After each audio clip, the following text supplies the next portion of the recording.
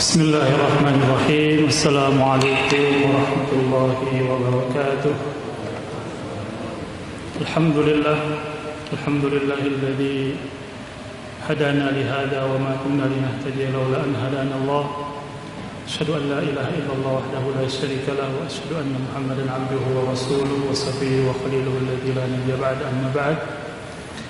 Yang saya hormati para pimpinan yayasan dan para rektor dan jajarannya, hadirin wal hadirat jamaah salat zuhur rahimakumullah. Alhamdulillah kita telah selesai menunaikan salat zuhur secara berjamaah dan kita lanjutkan sejenak dengan mendengarkan tausiah imani. Saya ingin mengangkat sebuah potongan kisah yang terjadi di zaman Rasulullah SAW ketika Nabi di awal beliau menerima wahyu dari Allah Subhanahu wa taala di Gua Hira yang menandakan beliau dilantik menjadi seorang nabi dan rasul. Kemudian beliau pulang ke rumahnya bertemu dengan istrinya Khadijah radhiyallahu anha dalam suasana dan kondisi yang cukup galau karena beliau menerima wahyu dan merasakan bahwa ini adalah amanah yang berat dari Allah Subhanahu wa taala. Pada saat itu Rasulullah SAW mengatakan kepada istrinya, "Inni khasyitu ala nafsi." Sungguh saya khawatir akan diriku.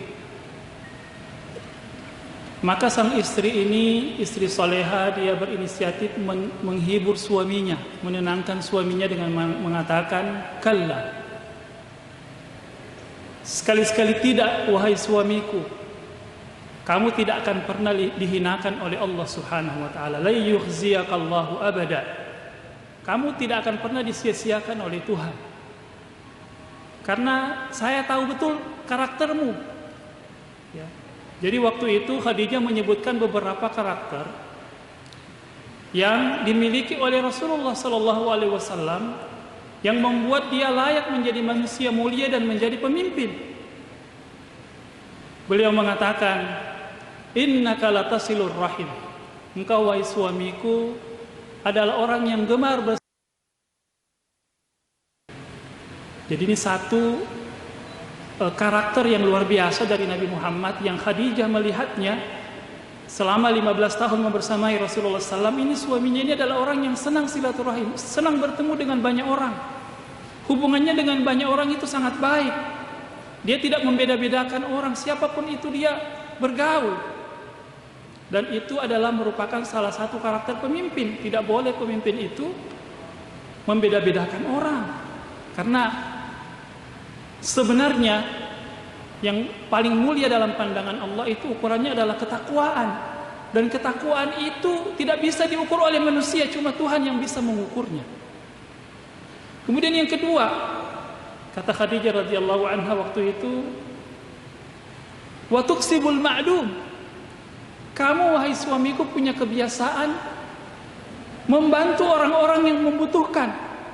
Orang-orang yang fakir, miskin, orang-orang yang punya hajat untuk dipenuhi kebutuhannya, engkau sangat dermawan.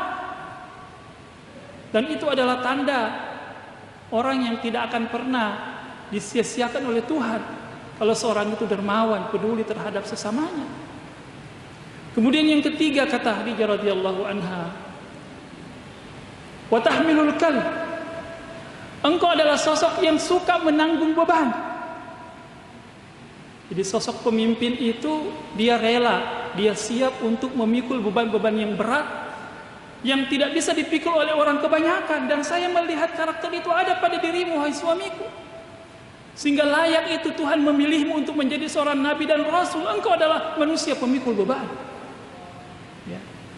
Saya tahu betul bagaimana perjalanan kehidupan wahai suamiku. Ya. Bagaimana beban-beban berat itu berhasil engkau emban dengan begitu sukses. Karena kita tahu perjalanan kehidupan Muhammad muda sampai dia diangkat menjadi rasul adalah perjalanan yang luar biasa. Seluruh peristiwa-peristiwa ringan dan berat dilalui oleh Rasul kita Shallallahu Alaihi Wasallam dengan begitu luar biasa. Kemudian Khadijah mengatakan, wa tu'inu ala nawaibil haq. Engkau juga ini wahai suamiku senang sekali membela orang-orang yang terzalimi, orang-orang yang teraniaya, orang-orang yang terampas haknya. Ya. Dan yang terakhir, Khadijah mengatakan, wa tuqrid dhaif.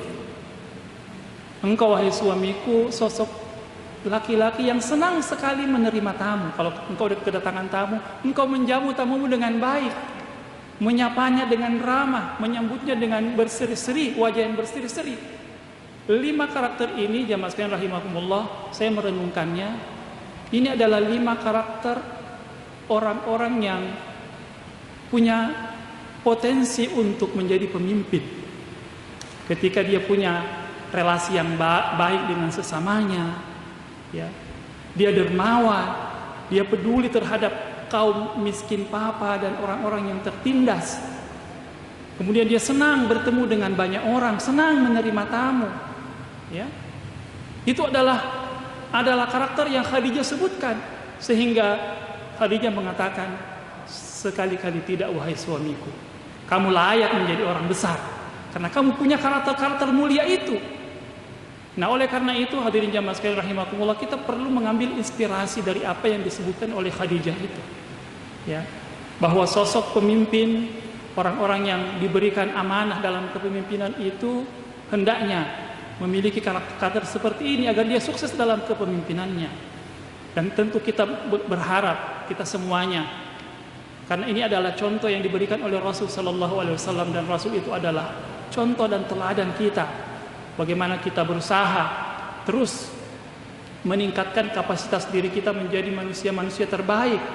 Karena sesungguhnya hakikat kesuksesan itu, hakikat keberhasilan itu, ya, dalam ukuran agama kita sebagaimana yang Rasulullah sallallahu alaihi wasallam sebutkan dalam sabdanya, khairun nas anfa'uhum linnas, bahwa orang yang terbaik di kalangan umatku, ya, adalah orang yang paling banyak manfaatnya untuk sesama.